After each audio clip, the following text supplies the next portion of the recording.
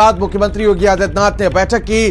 CM योगी की अध्यक्षता में आज एक बैठक की गई, जिसमें आपको बता दें कि मंत्रियों के साथ मुख्यमंत्री ने बैठक की। जिलों के प्रभारी मंत्री बैठक में शामिल हुए थे। बड़ी खबर, 16 मंत्री जो सीएम योगी आदित्यनाथ ने चुनाव को लेकर लगाए हैं, उनके साथ बैठक की और बैठक में चुनावी रणनीति को लेकर मंथन किया गया।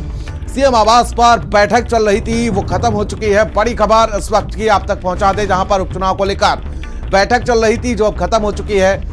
और साथ ही आपको बता दें कि सीएम योगी की अध्यक्षता में यह बैठक हुई है। बड़ी खबर, बड़ी जानकारी आप तक पहुंचा दें, जहां पर जिलों के प्रभारी मंत्री बैठक में शामिल हुए थे। तो उपचुनाव को लेकर बैठक में रणनीति तैयार की गई है और साथ ही किस तरीके से उपचुनाव में जो हार का बदला लेना है उसको लेकर रणनीति बनाई गई है। साथ ही साथ प्रत्याशियों को लेकर भी आज चर्चा की गई है।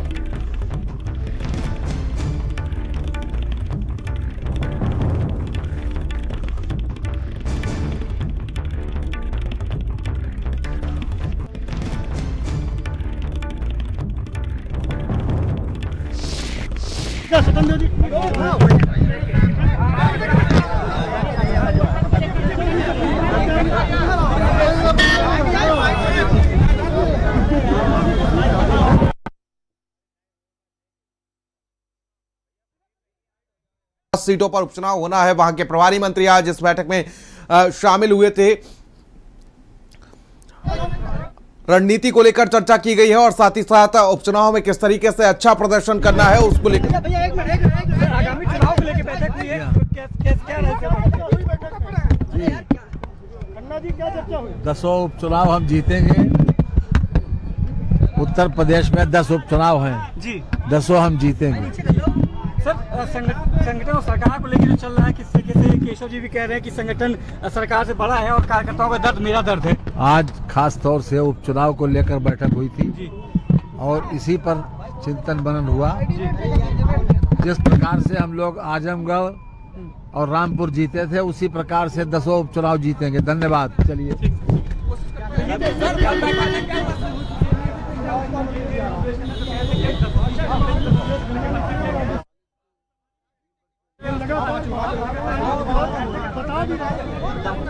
हो गया अपना कि निश्चित रूप से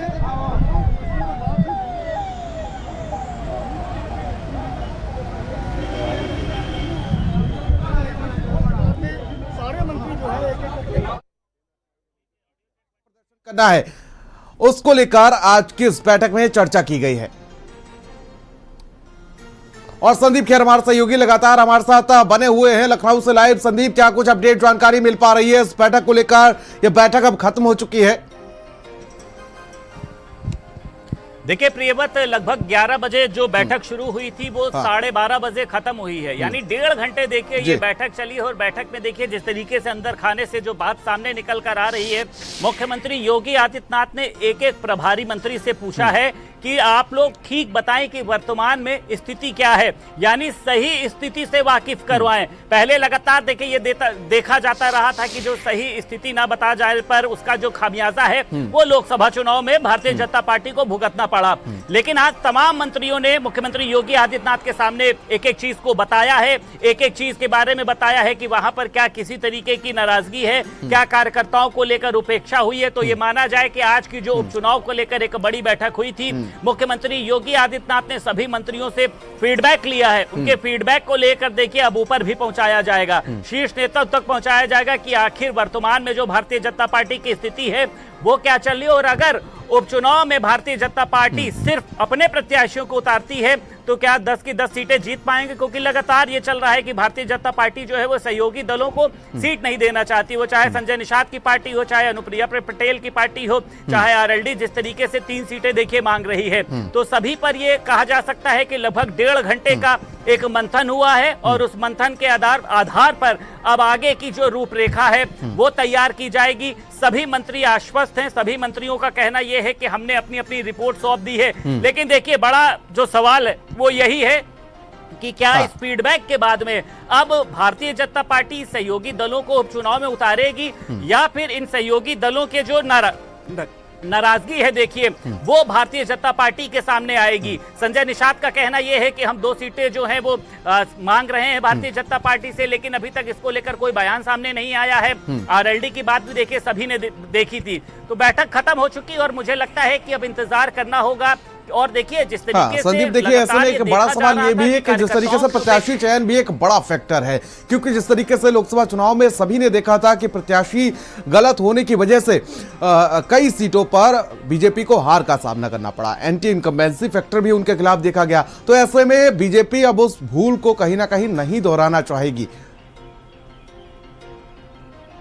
देखिए स्वाभाविक सी बात है प्रियवत, पिछली बार लोकसभा चुनाव में प्रत्याशियों का ये कहा जा सकता है घोर नहीं घंघोर विरोध रहा, लेकिन उसके बाद देखिए शीर्ष नेतृत्व को ये भी लग रहा था कि अगर हम जिताऊ सांसद को टिकट नहीं देते हैं तो ऐसा ना हो वो समाजवादी पार्टी में चला जाए और वहां से वो जीत जाए। यानी एक डर था। आप देख सकते हैं, देखिए तमाम जो उत्तर प्रदेश सरकार के मंत्री हैं वो इस समय निकल रहे हैं यहाँ से, क्योंकि बैठक जो है वो समाप्त हो चुकी है। तो प्रत्याशियों की चयन की प्रक्रिया जातिगत समीकरण के आधार पर रहेगी या पार्टी का सिर्फ उसको प्रत्याशी, क्योंकि इस बार देखिए वो फैक्टर तो नहीं है कि कमल का फूल है, कोई भी प्रत्याशी हो आपको कमल के फूल को वोट देना है, ऐसा कुछ भी नहीं है।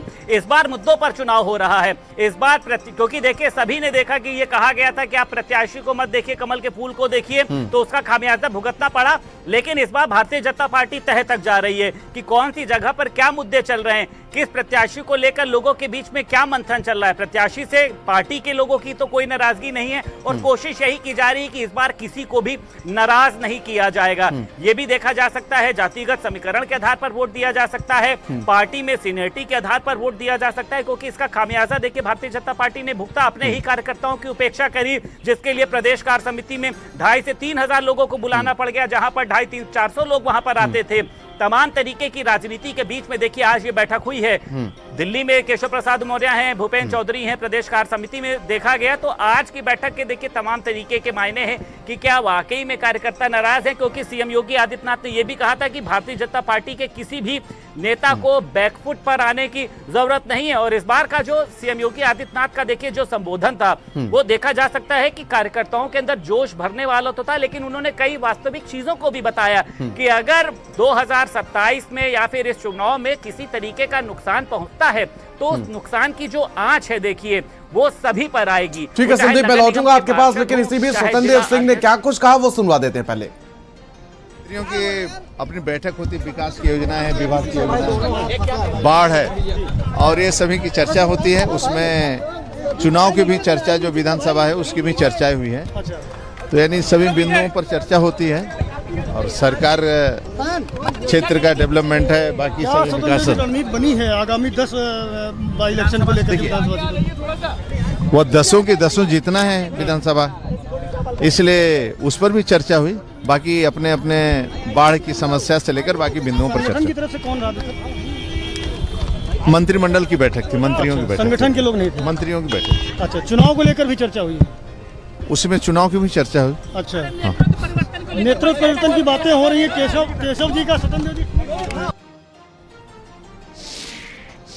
और संदीप हमारे सहयोगी लगातार हमारे साथ बने हुए हैं। संदीप देखिए, अभी हम जल शक्ति मंत्री स्वतंत्र देव सिंह को सुन रहे थे, जिस तरीके से वो चर्चा कर रहे थे कि उपचुनाव को लेकर भी चर्चा होगी, लेकिन बीजेपी भी इस चीज को समझ चुकी है संदीप की जिस तरीके से जो 2019 में जो माहौल उसके पक्ष में था, 2017 में, 2014 में, 2022 में जो माहौल उसके पक्ष में था वो अब नहीं बचा हुआ है, क्योंकि 2024 के नतीजे हम सभी ने देख लिए। अभी 13 सीटों पर जो उपचुनाव हुए, 7 राज्यों के 13 सीटों पर उपचुनाव हुए, उसमें से महज 2 सीटें बीजेपी के हाथ लगी हैं। उत्तराखंड में जो उपचुनाव हुए, दोनों सीटें बीजेपी हार गई।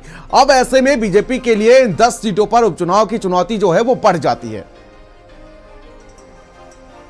देखिए प्रियवत, बिल्कुल। और देखिए प्रदेश कार्य समिति की बैठक के जरिए इस नुकसान का देखिए आकलन ही किया गया, तभी तो कार्यकर्ताओं की 250-300 से होने वाली संख्या को 2,500 से 3,000 पहुंचाया गया। और देखिए बिल्कुल ठीक कहा आपने, जो अभी चुनाव हुआ उसमें देखिए बद्रीनाथ की सीट भारतीय जनता पार्टी हार गई, लोकसभा चुनाव में अयोध्या की सीट भारतीय जनता पार्टी हार गई। तो भारतीय जनता पार्टी देखिए खुश होने के बावजूद अपनी खुशी को दिखा नहीं पा रही। और ये बात देखिए भारतीय जनता पार्टी को भी पता है कि इस बार ना कोई लहर है, ना ही किसी तरीके की सुनामी है, इस बार मुद्दों पर चुनाव होना है। और जो 10 सीटों पर देखिए उपचुनाव।